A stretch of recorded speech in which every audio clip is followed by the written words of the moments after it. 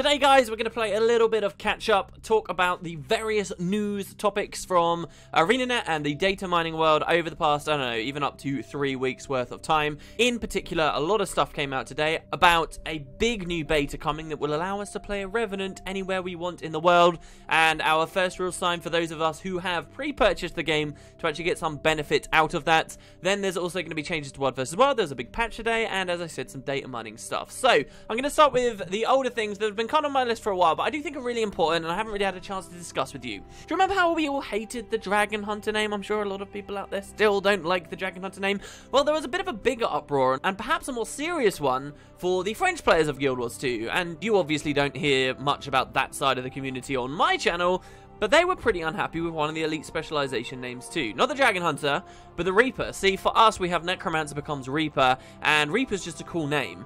But the translation chosen for the Reaper in French, apparently, and I'm probably going to get this wrong, was instead of being like just Reaper, it was something more along the lines of Death Reaper, that just sounded stupid and redundant and annoying. Weird, even. Perhaps someone in the comments can clarify this for me. But a lot of people didn't like it, and there was much pressure on ArenaNet from that community to change the name, and they actually did end up turning around and listening to that fact. So that I found quite interesting, just because what happened with the Dragon Hunter 2, and there was so much pressure from us to change the Dragon Hunter. But some people are going to look at that story and think, wow, look, maybe we can get the Dragon Hunter change to be forced through, but somehow I find it unlikely. When it comes to Dragon Hunter now, I think what ArenaNet really need to do is, when the expansion releases, give us some serious insight and lore into this supposed Dragon Hunter faction, so people can appreciate that higher concept term and actually view them as a group rather than just a stupid lame name and we're all Dragon Hunters anyway. A little bit like how some people have the interpretation of Rangers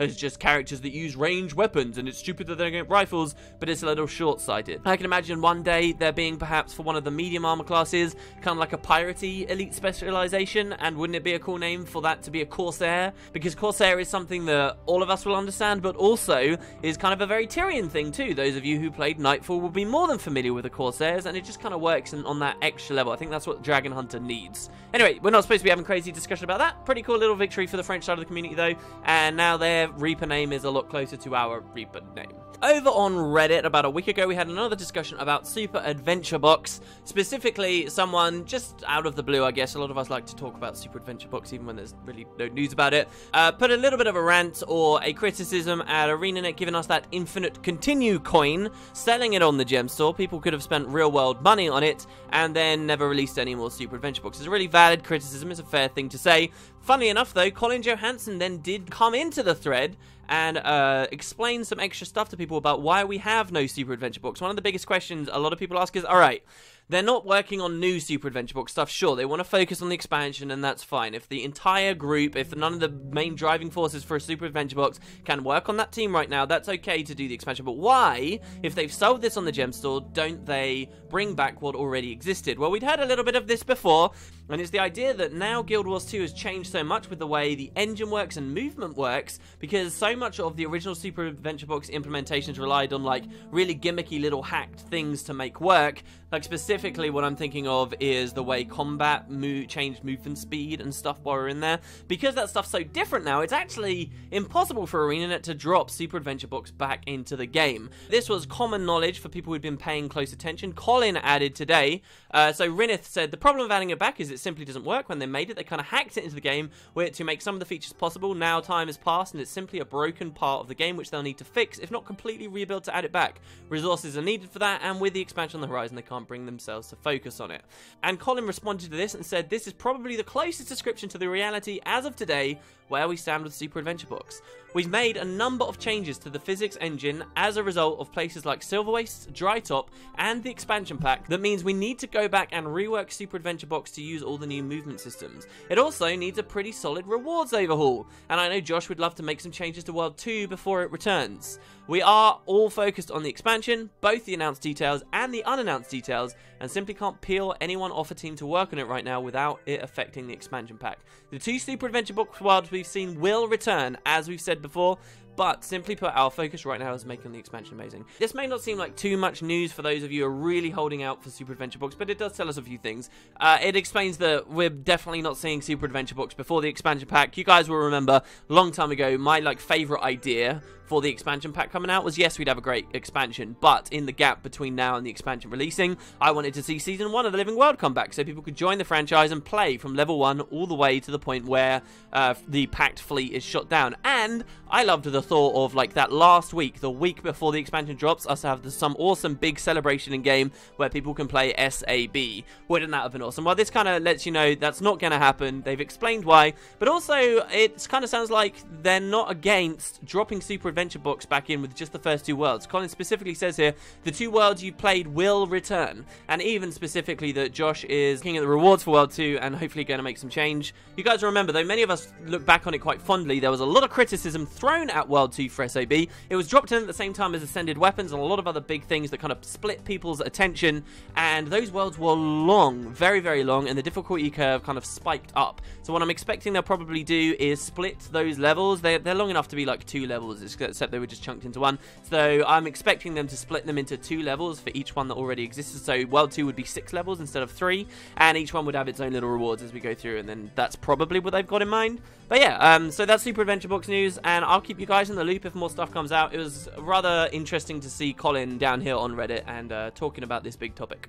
More stuff from Colin revolved around the idea of capturing guild halls and what exactly that means, and he is clarifying that there is absolutely a minimum size of players you will need to capture the hall. And this immediately, by the way, is pretty much confirming the existence of instance content that has more than 5 people. So those of us who are holding out for this new difficult content, probably raid style that they could be building, already we're seeing that this is going to be something in the engine, some part of the gameplay, at least for capturing guild halls. He says there's going to be a minimum size of players in response to criticism then that really small guilds won't be able to get guild halls. It was confirmed that you can basically just go to Lion's Arch and say, hey, can anyone help us? And they don't even have to be a part of your guild. They can come in and do the mission with you. So you should be able to get help in that way. They haven't fully nailed down exactly what that minimum size is. And it was further clarified that actually the acquisition of this stuff, there would be routes for people or guilds that exclusively World versus World or exclusively PvP, or kind of do a mix. Everyone should have access to that, so there'll be systems in place for that as well. And those were interesting insights for me on the whole capturing a guild process. Alright, and last of all, probably the oldest bit of news here, but will tie us into today's patch very nicely. It was confirmed that balance patches would be frequent balance patches, should I say, will be happening every week or 2 from now until the expansion releases. And you might think, oh, well, what are you talking about, wooden potatoes? That's not very interesting. No, guys, that is huge. That's incredibly important. That's amazing. That's the best state we'll have for balance since the game came out. You guys know what Guild Wars 2's been like. We've had tiny little tooltip changes and bug fixes for skills and nothing else for huge periods of time, 6-7 months at a time, and then there'll be some kind of a perhaps big update. Obviously the biggest one ever happened just recently, and they've been so few and far between. Ever since Living World Season 1 especially ended, the balance updates have just been shoddy, they've been short, and they've been far too distant from one another. And I understand why the devs kind of wanted to go this angle, because they didn't want to have a game where they're playing whack-a-mole and they just change one little thing and balance goes completely flying off, and then they change another thing and it never gets a chance to settle down. I appreciate that notion, but at the same time, ArenaNet have also been preaching to us the idea of shaving skills with their balance, not making big changes to skills, but only little ones and slowly drawing them in line or out. You can't have both of those situations though. With that philosophy, which is one I also have respect for, you would have a tiny little buff to something that's incredibly underpowered, maybe twice over a period of 2 years, and it's still not viable. This is just foolish. But now we're at least hearing better. Now, until the expansion comes out, because it's on the heels, obviously, of such a big update, every couple of weeks they're going to keep shaving. They're going to keep adjusting the balance, bringing the strong stuff slightly more down, bringing the weak stuff slightly more up, and we could really be in the best place for balance that Guild Wars 2 seen for a long time. I just hope that continues after the expansion pack as well. I've always thought that they should be doing this. I'm really, really, really excited about that prospect. Though I'm guessing once Heart of Thorns comes out, balance is then going to be shifting onto the elite specializations. So the reason they're really doing this isn't because it's perfect for their idea of shaving. The reason they're doing this is because they want the core specs basics done so that then they can forevermore focus on elite ones, with just minor glances back to the core ones in the future. But so yeah, let's talk a little bit about skill balances. So there was a big patch today. The patch broke PvP for what it's worth. So the footage you're seeing in the background for today has obviously been PvP, but a few things are still broken across many of the classes. The two big offenders, okay, from the major patch were engineers, and their throwing grenades were piercing. They were like capless on how many targets they would hit. Completely broken. They could one-shot a lot of squishy classes in just one ability. Ridiculous. Actually ended up getting disabled, as did the worst offender, in my opinion, the Guardian Symbols trait, which gave a temp for any of you completely out of the loop. Okay, this was allowing people to kill bosses in seconds. Tequatl, who had his health doubled, was still being melted like insanely fast, because what this trait would do is give you a 10% damage modifier to enemies stood in your symbols. Except here's the catch, it was capless. So if you had 2 symbols down, you were doing 20% more damage. Now let's say you have a Guardian friend, and he has 2 symbols down. Well, now you're doing 40% damage. But not just you, both of you are doing 40% damage.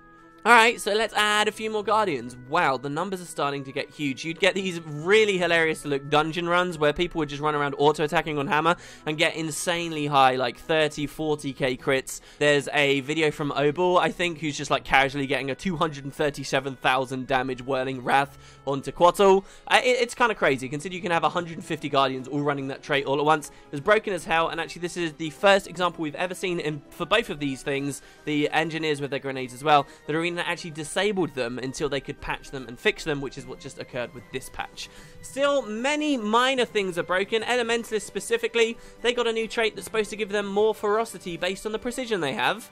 And this doesn't actually scale with precision. World of Enders first told me about this, and it's true, it scales on toughness instead. So it just doesn't work at all. And I'm sure all the classes have got small things like this we're looking at. There were some nice things, however. Rangers, their new heal skill, which became a trap, wasn't working with Trapperines. Now it does. Rampagers 1 and Healers 1 both became shouts as well, and they weren't working with Soldier Runes. Well, now those do too.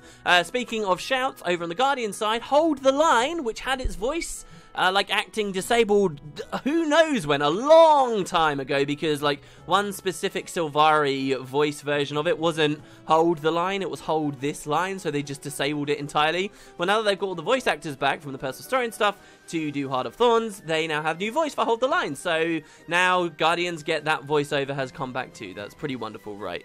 A lot more complaining over on the Necromancer side of things, specifically the deal with corruptions. The 10 stacks of vulnerability on the health skills now gone down to 5, but a lot of people still aren't happy. I think the problem with the Necromancer at the moment was it was already in a really weak position, and now they're going more with like this self-damaging corruption angle, which is a fun playstyle. It's just not effective right now, and there's certainly a whole ton of conversation, very valid points about what Necro needs and just still hasn't got. And specifically, Chill's been changed. Chill has been changed. Now, the patch notes say this: Chill now stacks 5 times. And that's going to sound really weird to a lot of people. You're going to think, whoa, Chill can stack intensity up to 5 times? You can get up to 5 times that movement speed reduction? That's insane. That's not what they mean. They mean it's still stacking duration, but instead of continuing to get longer and longer from every application up till, I think, what was it, like 12 before? Now it will only stack 5 times, and then you won't be able to put any more chill in until those original stacks of duration start dropping off. Mostly this doesn't affect too much. It affects small stuff like Icebow 3 and really short application mini chills that are getting thrown around. But to me, this clearly looks like some kind of balance patch being done in preparation for the Reaper who doesn't exist yet. And then obviously Necromancers are salty that, oh, we were going to get a great specialization that's already been nerfed. Guys, we haven't even really played it yet. Every time something like this happens, I just think about how annoying it would have been to play against a Reaper that's just putting infinite chills out, and we already knew from trait setups and the amount of chill synergy they had before, it was going to be kind of nuts. So yeah, these are just small balances coming in line for that. And you know what this makes me more curious about too? What else has changed like this chill duration thing? For elite specializations we haven't even heard about yet. You know, what other small changes were influenced by that? While I do think that Necros obviously need a lot of work, one of the most depressing things I've had the misfortune to read recently is the thread on Reddit right now about the state Necromancers are in. It's really depressing to me to see how personal people are getting. It obviously came out in recent live streams. They brought Robert G on to talk specifically about the Chronomancer, to talk specifically about the Reaper, and now things are just getting really personal. Look at this message, for example. No, fuck Robert and fuck John. And whoever else has a say in the balance of Necro, knowing full well they ain't shit compared to the other professions and still still find the time and audacity to nerf them. There are highly upvoted comments in here requesting people get sacked. And you guys wonder why the devs would shy away from transparency? You wonder why the devs wouldn't want to be on the live stream in the first place? It is far too easy, and I know this firsthand, to forget that people on the internet are still people, and shit like this just pisses me off. It's not going to push us in any constructive direction. That's even to suggest that people aren't being short-sighted. They're talking here like Robert is the exclusive guy in control of Necromancer balance. What, you think they all go off into private little corners at the company and work on everything, and there's no collaboration and discussion between the balance team whatsoever? No one has any other input? They're really just swinging in the dark? Of course that's not the way it works. I guess I'll stop talking before I rage too much. The internet is the internet. Moving on from skills, there was some small balance to PvP. The NPCs in Forest now don't actually rally people, which is a pretty big change, and I think on Legacy of the Foefire, the Lord now has more health, and that's probably needed because of the power creep. I've played a lot of games recently, and a lot of those Lord rushes are really hard to push off. Best change for PvP, though, is now if you get disconnected, or your friend gets disconnected while you're in a game, instead of them just disappearing from the scoreboard, their name will appear grayed out, and there'll be a little disconnect icon there. Why is this good? Number one, it's really good for leavers. You can keep track of who they are, and if it's a serious problem and annoying you, can actually report them and take action against it. And number two, it will now preserve your score. So you actually need to have points on the board to be qualified for a reward at the end of the match, which means that if you're playing a match and you DC right near the end, you're going to be on 0 points, and then you can basically not be rewarded for the match. But now it even preserves your points too. And I don't know, there's been a nice little quality of life thing. Slowly but surely, PvP's crawling its way up there, and it's starting to look very professional and kind of robust. Alright, last thing to talk about for today's patch is what's changing with World versus World. I'm guessing the community is going to be quite divided by this, but let's read. Hop into World vs. World between July 17th and July 24th to experience our newest special event, Golem Rush, where siege golems are better, faster, and stronger. During the special event, all golems will be supercharged and have the following effects. They will no longer require supply to construct. All golems will deal 100% additional damage to other golems and players, and all golems will move at 100% additional movement speed. So they're changing World versus World. Obviously, this is going to be another little special event. The last one was kind of cool. I've wanted to see more of these. They don't want the game type to be totally stagnating. It's interesting to me that they've done such a severe one here. Everyone's just going to be running around in golems, and just going to be some kind of giant mech wars style simulator for a while. I suppose the really hardcore World versus Worlders who are loving the balance that it's in and everything about it right now will be upset by this. I'm just shocked mostly at how cavalier ArenaNet is. I don't think this is necessarily bad. I'll definitely go in there to check it out and play some, and I wouldn't have otherwise, but I'm surprised that ArenaNet have been so cavalier with this, and you know, even in the face of breaking and changing it so much, they're going for it, and you know, that kind of makes a lot more exciting possibilities for these in the future too. I just hope we get them more frequently. You know, these are cool, but probably not frequent enough. With the new patch did of course come some data mining. Now, before even this, yesterday, Monday, obviously a lot of us were expecting news. Last Monday I did a video basically saying, hey, the news has slowed right down, what could this mean? I'm trying to catch myself enthusiastically thinking, news has slowed down. They've obviously seen that everyone's worried about $50 for the expansion, and they've obviously realized that just one region isn't big enough, and obviously this means that they're making a much bigger expansion now, so they're having to slow down with the news so that they've still got stuff to talk about even though it's coming out later, and that excites the hell out of me. You know, it really does. I'm a patient man, and I could wait an extra 3 or 4 months if I knew that I was going to get like a much bigger game. At the end of the day, I'm going to be playing this expansion a lot longer than I'm going to be waiting for it, so I love the thought of going all or nothing and waiting longer to get something like truly massive and awesome, right? And I appreciate it. Not everybody shares that mindset, but I'm getting caught in that stupid mentality, and I have to catch myself, and I have to think, no, don't set yourself up for something big. Just focus on the fact we haven't had news, and that's kind of sad, but it is true. We've been in a bit of a drought. That shaman's been helping us out though. Data mined was some information about the engineer elite specialization. These are their little drones. So remember from the teaser trailer we saw the drones flying around with them? Well, here's an image of a new variety of them. So I don't believe this model is actually the one we saw in the original trailer, but these things look pretty cool. I have no idea really what's going on with them. He does describe that there's some information along with them, the words torch, shield, mine, gun, heal, And then there's even little icons on them as well. And so bubbles, bomb, eyes, blade, sparkles, shield, chains. What I like the idea for the engineer elite specialization is through your trait choices and stuff. It's kind of like you're tinkering with them and creating like different versions each time. And each version does something different mechanically in combat, yes, but also has a physical representation in some way. So you'll have like one for your heal. Obviously, we know we're getting a full set of utility skills. So what this kind of tells us is that the drones, at least, are not going to be like a new profession mechanic. They're not replacing like the tool belt. They're probably going to be a new set of utility skills, but this is kind of what they look like. And they might look a bit weird, like children's toys right now, but I'm sure they'll look much better when they're actually in engine. Also, from the world of data mining, what about this most recent patch? Not too much amazing. New mini, a new outfit, the Harbinger of Mordramoth. Someone actually pinged this to me quite recently. More wings for back pieces. There's the butterfly wings are going to be coming soon. There's hints. One of the lines of text says, reach a PvP rank to unlock like a certain arena. So to unlock features in PvP, they're actually going to request that you be at a certain rank.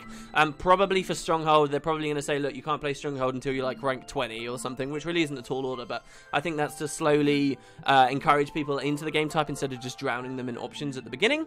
But then there was stuff about betas as well. There are beta gear loot boxes coming in. So it sounds like for the next beta, instead of everyone being dumped on Celestial gear as we were for our Revenants before, we're actually going to get to choose our stats. Now, I remember last year from the Edge of the Mist beta, we were actually in a little staging area and we got to choose our gear there from various NPCs and we had like infinite gold, but because this is on live, it doesn't quite work that way. So what we'll be having here, it seems, is some kind of box. We double click and it'll say, do you want the Zerk set? Do you want a healing set? Do you want a whatever? And you'll be able to choose it.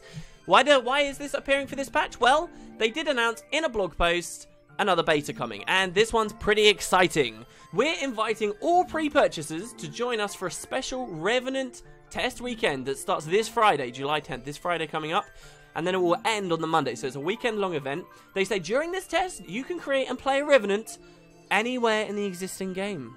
PvE, PvP, and World versus World. So, and on top of that as well, they're opening Stronghold up to us as players. Don't forget that the World vs. World closed invite thing is coming up soon. This is separate to that. This just allows you to play a Revenant wherever you want. So we're going to be able to see this thing in fractals. We're going to be able to see it in dungeons. We're going to be able to see its place in a lot of various formats. But it is not the complete Revenant. It's basically the Revenant we had before, plus Ventari and Staff. So no Shiro and Swords, as I was hoping in a previous video. And obviously you get Stronghold too. You don't have to play Revenant Stronghold. From my time in Brighton earlier on in the year, we were pretty much all on Revenants in Stronghold, and it was really weird to assess the game type because we were also assessing the new class too, but you'll have the option to do that as well with the full 9 classes. Stronghold itself is also getting new Mist champions they talked about just last week too. You can bet your bottom dollar that I'll be giving you guys lots of footage of me running around as a Revenant doing a variety of things. So the last thing really to talk about, I suppose, is who gets this. Now, they did specifically say we're inviting all pre-purchasers to